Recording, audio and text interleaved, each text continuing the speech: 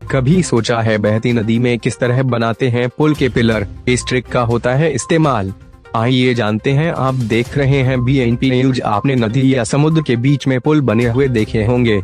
आपने देखा होगा कि कई नदी पर तो पुल पिलर के सहारे टिके रहते हैं।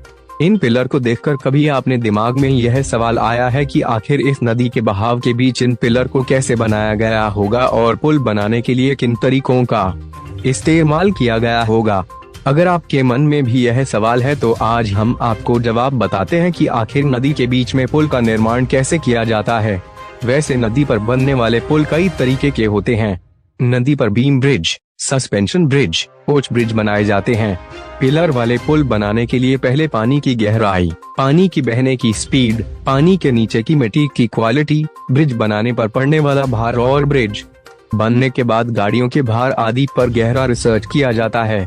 इस रिसर्च के बाद ही पुल बनाने के काम शुरू होता है। ऐसे डलती है नींव। पुल में भी नींव बनाई जाती है और पूरे प्रोजेक्ट के आधार पर नींव को लेकर भी पहले प्लान बना लिया जाता है। वैसे पानी के बीच में रखी जाने वाली नींव को काफर दम कहते हैं।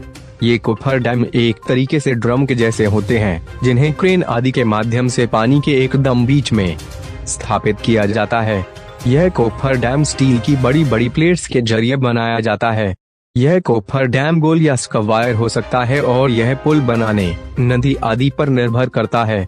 कोफर डैम का होता है इस्तेमाल। अगर सीधे शब्दों में कहें तो यह ड्रम की तरह होता है, या फिर आपने मेलों में जो मौत का कुआं देखा होगा, ये उसी की तरह होता है, जो काफी मजबूत और स्टील से बनाया जाता है।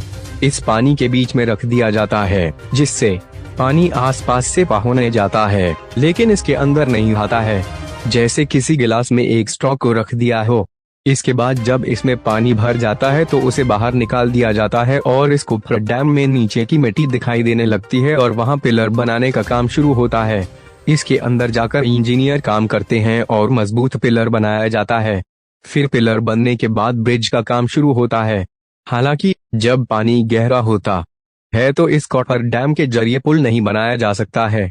जहां पानी ज्यादा गहरा होता है वहां पहले रिसर्च करके जमीन के नीचे कुछ पॉइंट बनाए जाते हैं, जहां मिट्टी अच्छी हो और जमीन पिलर बनाने लायक हो।